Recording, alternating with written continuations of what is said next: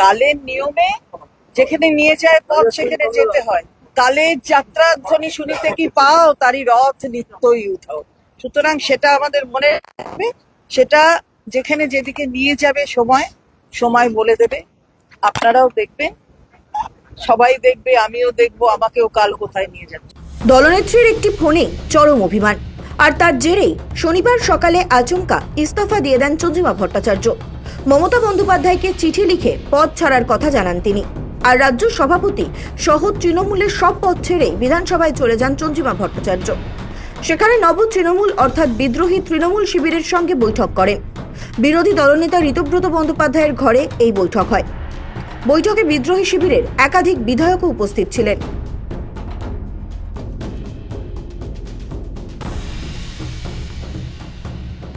এই বিষয়ে চন্দ্রিমা ভট্টাচার্যকে প্রশ্ন করা হলে তিনি বলেন, কালের যাত্রায় সবাইকেই পা মেলাতে হয়। যদিও তিনি তৃণমূলের বিদ্রোহী শিবিরে যোগদানের বিষয়টি স্পষ্ট করেননি।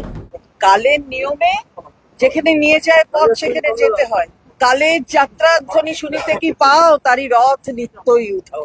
সুতরাং সেটা আমাদের মনে রাখবে, সেটা যেখানে যেদিকে নিয়ে যাবে সময় বলে দেবে। আপনারাও দেখবেন, সবাই দেখবে, আমিও দেখবো, আমাকেও কাল কোথায় নিয়ে যাবে। শনিবার সকালে চন্দ্রিমার এই আকস্মিক পদত্যাগের নেপথ্যে রয়েছে শুক্রবারের এক হাই ভোল্টেজ ঘটনা। ঠিক কি ঘটেছিল?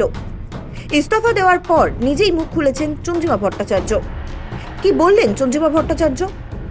শুক্রবার মেট্রোপলিটনে তৃণমূলের দলীয় কার্যালয়ে তালা ঝোলানোর অভিযোগ ওঠে বিদ্রোহী তৃণমূলের বিরুদ্ধে।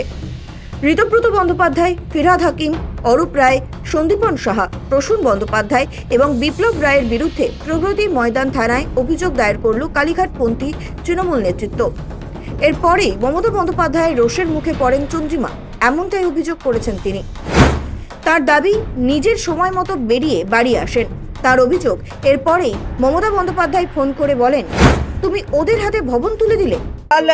এই ঘটনাগুলোর পরে তিনি আমাকে ফোনে বলেছেন যে আমি হাতে তুলে দিলাম, মানে এই কিছু এমএলএরা যারা গেছিলেন তাদের হাতে আমি ভবনটা তুলে দিলাম। তো আমি ভবন তুলে দেবার কি, আমি তো জানি না, তারা আমার ঘরে আসেনি, তাদের সাথে আমার দেখাও হয়নি। আমি বেরিয়ে গেছি, তারপরে তারা ওই ঘরে ঢুকেছে। সুতরাং আমার কাছে ভবন তুলে দেবার কোনো ব্যাপার নেই। সেটাই তো আমি মর্মাহত হয়েছি, বেদনাহত হয়েছি যে আমার বিশ্বাসযোগ্যতা প্রশ্ন চিহ্নের মুখে।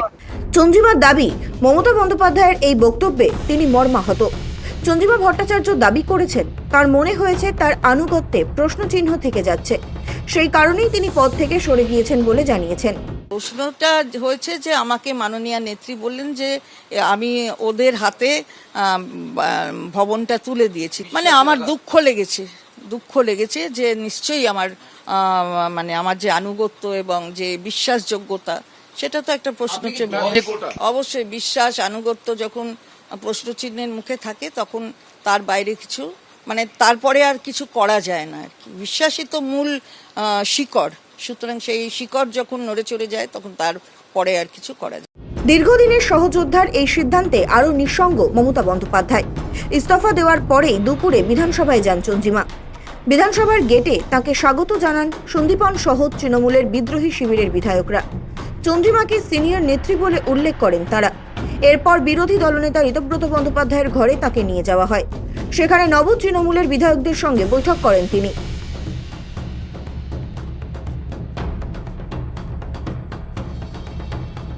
নয়, আমি যদি এখানে আমার কোনো কাজ করতে আসি, আমি কোথায় বসবো?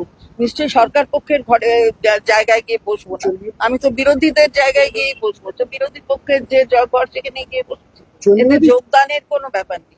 বিষয়টি নজরে আসতে মমতাপন্থী তৃণমূল নেতা কুণাল ঘোষ বলেন, যদি কেউ মনে করেন তিনি বিশ্বাসঘাতক শিবিরে নাম লেখাবেন তাহলে কিছুই বলার নেই।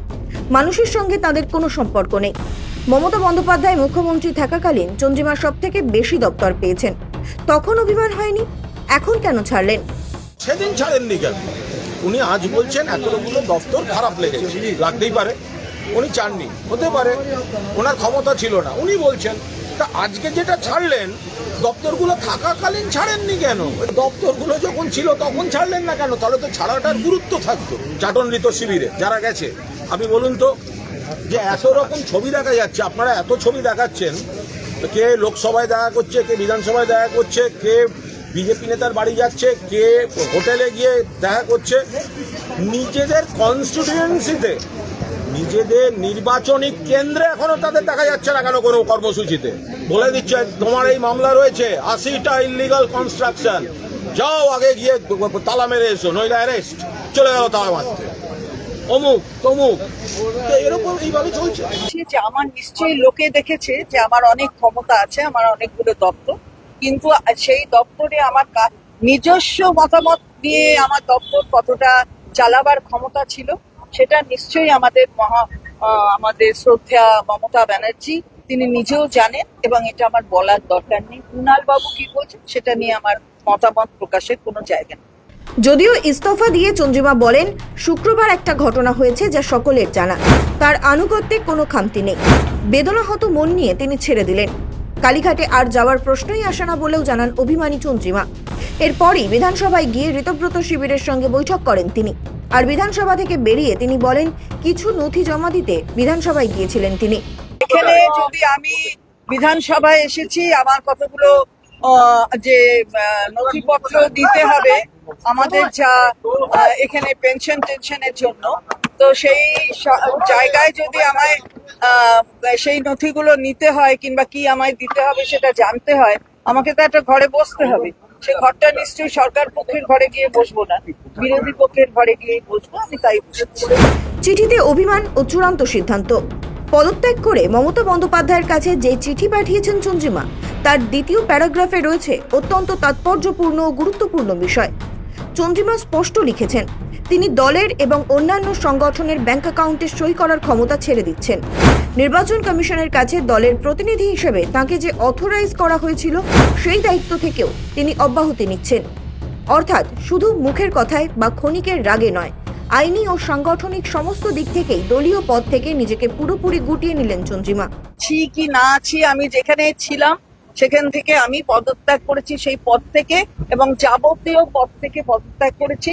এমনকি যেগুলো ব্যাংকের আমি অথরাইজ সিগনেটারি ছিলাম, আমি সেই সমস্ত ব্যাংকের যেগুলো মানে তৃণমূল কংগ্রেসের, অল ইন্ডিয়া তৃণমূল কংগ্রেসের নামে ব্যাংক অ্যাকাউন্ট অথবা রিলেটেড ব্যাংক অ্যাকাউন্ট, আমি যার অথরাইজ সিগনেটারি ছিলাম আমি সব থেকে রিজাইন করেছি।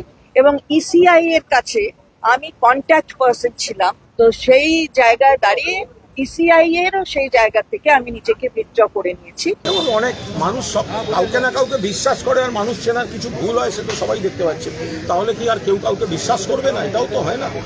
বাট কোথাও না কোথাও তো কিছু মানুষ চেনার গন্ডগোল তো ছিল। চন্দ্রিমার সভাপতি হওয়ার পথ। রাজ্যে পালাবদলের পর যখন তৃণমূলের সব সংগঠন ভেঙে দেওয়া হয়, তখন এক চরম রাজনৈতিক ডামাডোল তৈরি হয়। দলের সাংসদদের একটা বড় টিম এনসিপিআইতে যোগ দেয় এবং বিধায়কদের একটা বড় অংশ আলাদা ব্লক তৈরি করে।